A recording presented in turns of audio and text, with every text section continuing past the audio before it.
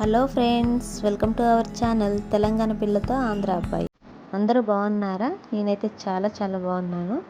ఈరోజు రెసిపీ వచ్చేసి దోశ. ఒక్కసారి ఇలా నా స్టైల్లో చేసి చూడండి.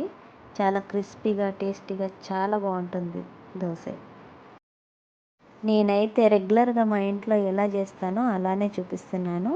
మీకు నచ్చితే కనుక తప్పకుండా ట్రై చేయండి, చాలా బాగుంటుంది. దోశ పిండిని రెడీ చేసుకోవడానికి ముందు ఫస్ట్ బియ్యం నానబెట్టుకోవాలి. దానికోసం ఒక గ్లాసును కానీ మీరు ఏ మెజర్మెంట్లో తీసుకుంటారో దాన్ని తీసుకోండి. నేనైతే చిన్న చెంబును వాడాను. ఒక గ్లాసు మినపగుళ్ళను తీసుకుంటే 4 గ్లాసులు బియ్యం తీసుకోవాలి. చూడండి, ఇక్కడ నేను నాలుగు చెంబులు తీసుకున్నా. ఈ దోశలకి రేషన్ బియ్యం అయితే చాలా బాగుంటాయి టేస్ట్ దోశలు, కానీ నా దగ్గర లేవు కాబట్టి నేను రెగ్యులర్గా తినే బియ్యమే వాడుతున్నాను. ఒక గ్లాస్ పప్పుకి 4 గ్లాసు రైస్ తీసుకోవాలి. వాటిని శుభ్రంగా రాళ్ళు ఏమైనా ఉంటే ఏరుకొని బాగా కడుక్కోవాలి. బియ్యం వైట్గా కనిపించే వరకు బాగా శుభ్రంగా కడుక్కొని నానబెట్టుకోవాలి.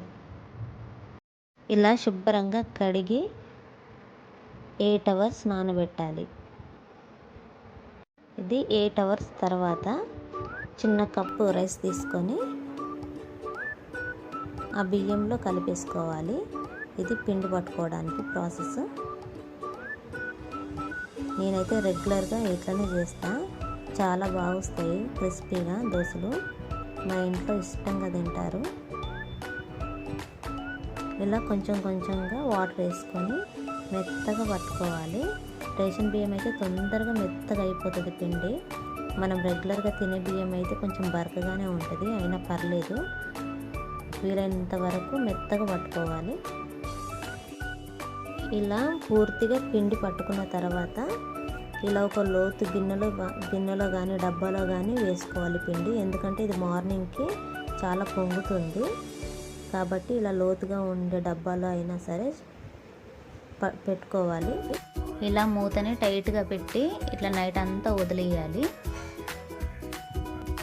ఇది నెక్స్ట్ డే మార్నింగ్ ఇలా మూతను తీస్తే ఇట్లా పొంగుతుంది. నేను తక్కువ వేసుకున్న రోజు పిండి కాబట్టి నాకు పైకల్లా రాలేదు, కానీ బాగా పొంగింది. ఇలా పొంగిన పిండిని ఒక సైడ్ నుంచి మనకి ఎంత అవసరమో అంతే తీసుకోవాలి. పిండిని మనం ఎంత వాడతామో అంత తీసుకొని వెంటనే దాన్ని ఫ్రిడ్జ్లో పెట్టేసుకోవాలి. ఎందుకంటే పుల్లగా అయిపోతుంది. మనం అట్లా వెంటనే పెట్టేసుకుంటే ఈ పిండిని వారం రోజులైనా వాడుకోవచ్చు, పాడవ్వదు, ఎక్కువ పులవదు. వెంటనే ఫ్రిడ్జ్లో పెట్టేసుకోవాలి. ఇప్పుడు పెనం పెట్టేసుకొని కొంచెం ఆయిల్ అప్లై చేసుకొని ఇంకా మనం దోశను వేసుకుందాము. ఆ దోశ పిండిలో నేను ఏమీ కలపలేదండి, సాల్ట్ తప్ప. వంట సోడా కానీ అలాంటివి నేనేం వాడను, ఓన్లీ సాల్ట్ ఒక్కటే వాడతాను. సాల్ట్ కలిపేసి అట్లా దోశని అప్లై చేసుకుంటే చాలా క్రిస్పీగా టేస్ట్గా చాలా బాగా వస్తాయి దోశలు. పైన కొంచెం కొబ్బరి కారం అలా చల్లుకొని కాల్చుకుంటే చాలా టేస్ట్గా ఉంటాయి. మీరు కూడా తప్పకుండా ఇలా ఒకసారి ట్రై చేయండి, చాలా బాగా వస్తాయి.